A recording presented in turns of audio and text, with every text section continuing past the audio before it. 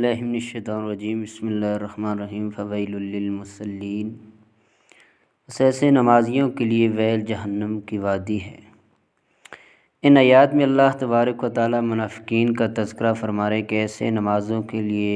ہلاک و تر جہنم کا عذاب ہے جو اپنی نمازوں کی ادائیگی میں سستی کرتے ہیں یا لوگوں کو دکھانے کے لیے پڑھتے ہیں، صرف ریاکاری کے لیے پڑھتے ہیں۔ الذین هم عن صلاتهم ساہون،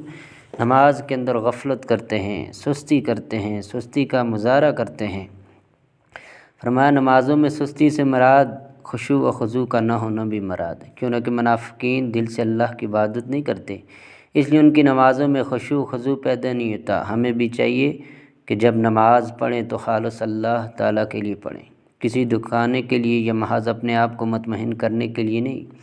بلکہ اسے ایک فریضہ سمجھ کر نہایت خشوع کے ساتھ، خضوع کے ساتھ، بڑے سکون کے ساتھ ادا کریں۔ جیسے اللہ تبارک و تعالیٰ قرآن مجید میں فرماتے ہیں کہ منافقین اللہ کو دھوکہ دیتے ہیں، اللہ ان کا دھوکہ انہی کی طرف پھیر دے گا۔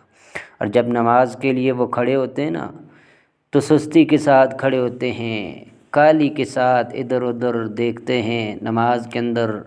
غفلت سے کام لیتے ہیں اور صرف لوگوں کو دکھانے کے لیے، لوگ یہ نہ کہیں یہ بے نماز ہے، اللہ کا ذکر بہت کم کرتے ہیں۔ رسول اکرم صلی اللہ علیہ وسلم نے فرمایا کہ منافق انسان جو ہوتا ہے یہ عصر کی نماز میں جان بوجھ کر اتنی تاخیر کرتا ہے کہ جب سورج غروب ہونے کے قریب ہوتا ہے جلدی جلدی کوے کی طرح 4 ٹونکے مار لیتا ہے اور اللہ کا ذکر بہت کم کرتا ہے۔ اور اسی طرح فرمایا کہ منافق جو لوگ ہوتے ہیں اس قدر بخیل بھی ہوتے ہیں، کیوں کہ جب لوگ ان سے کوئی چیز مانگتے ہیں تو ان کو ان کی ضرورت کی چیز، گھریلو استعمال کی چیزیں کسی ہمسائے پڑوسی کو، رشتہ دار کو، بھائی کو نہیں دیتے، کنجوسی کا مظاہرہ کرتے ہیں۔ حالانہ کہ اس سے انہیں کوئی فرق نہیں پڑتا اگر بندہ کسی کو کوئی چیز استعمال کرنے کے لیے دے، اگر وہ ان چیزوں کے ذریعے ثواب اور اللہ کا قرب حاصل کرتے تو ان کے لیے بہت بہتر ہوتا، مگر دنیا پرست جو انسان ہوتا ہے وہ صرف دنیا کا سوچتا، آخرت کی فکر نہیں ہوتی، اور اسے یہ نہیں پتہ میرے ساتھ آخرت میں کیا ہونے والا ہے۔ گھر میں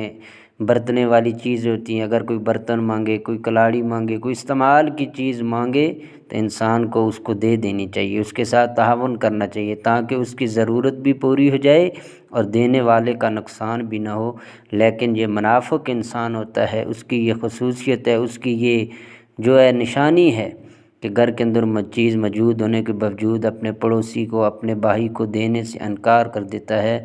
ایک مسلمان کو چاہیے کہ ان چیزوں سے بچنا چاہیے، اسے اللہ سے دعا اللہ ہمیں محفوظ فرمائے۔